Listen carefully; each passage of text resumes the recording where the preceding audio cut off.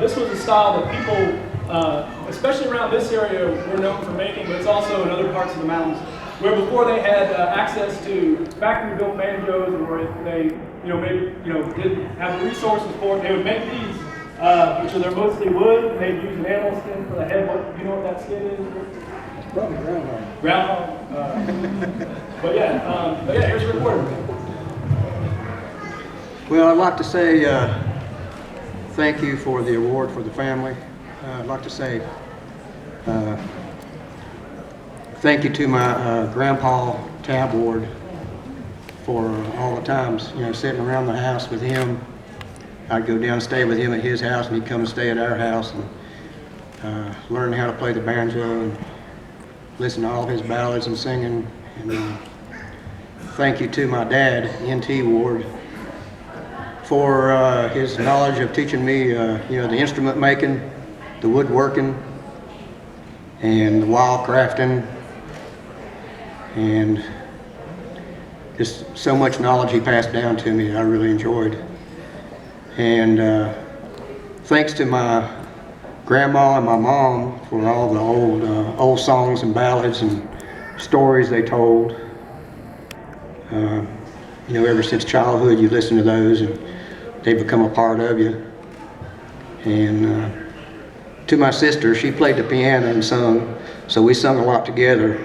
So that's where I helped get my voice, good and strong with her. And thanks to my Uncle Lonnie, and Lonnie was a musician. He was the one who always kept you laughing, always telling jokes. And he was a really great influence on me also.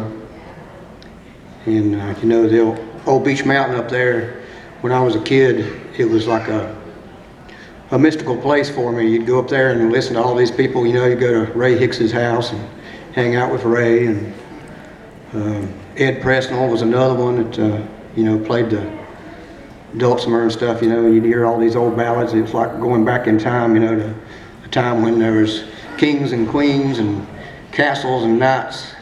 You'd hear all these old ballads. It was really wonderful. And it just something that I don't want to die away, so I'd like to pass it on as much as I can. But I'd like to thank the Folklore Society too for the award. It's really nice. And thanks to Steve Kruger and Mark Freed and C.C. Conway for all their help. I'm going to play a little tune here, some double knock style for you. And it's one that Grandpa wrote. And it's called Batchin' on the Farm. In 1960, 2 weeks after I was born, my grandma, she was in the hospital and she had cancer and she was dying, and she passed away. And so anyhow, Grandpa went back to the house and all the young'uns, they had left, and Grandpa was there on the farm by himself, and he was trying to keep the farm going, so he wrote about all of his troubles. But don't be so gloom, laugh a little bit.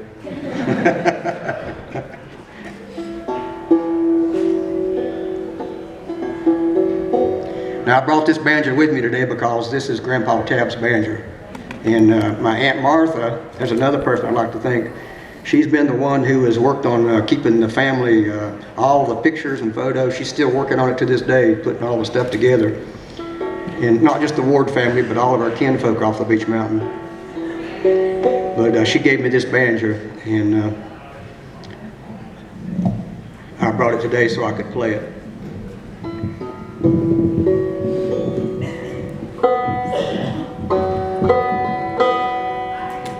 That's good, yeah.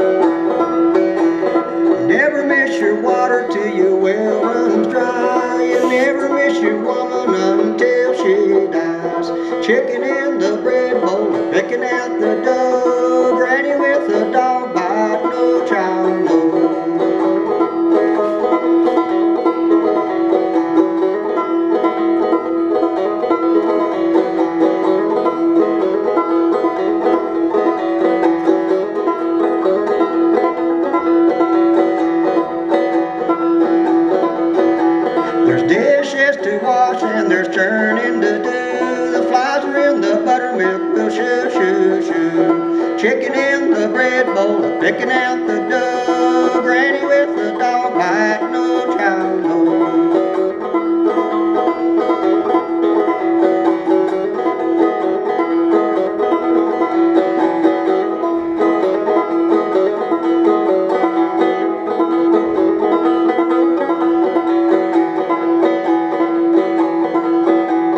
Cats are in the cupboard eating up the bread.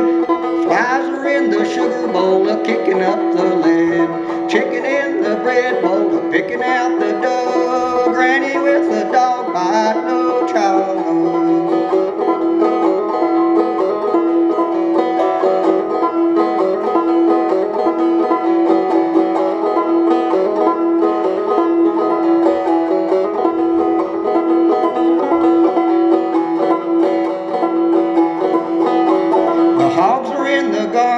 Rooting up the ground, the dog is in the backyard, bow wow wow. Chicken in the bread bowl, picking out the dough. Granny with the dog bite, no child knows.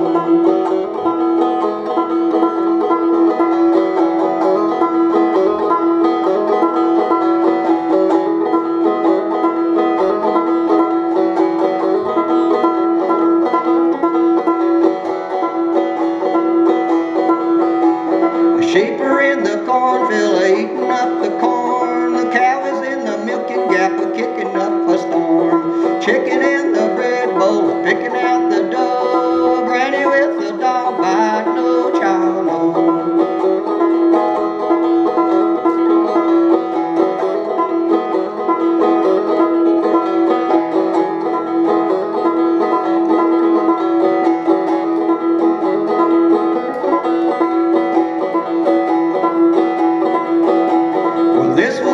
Troubles with your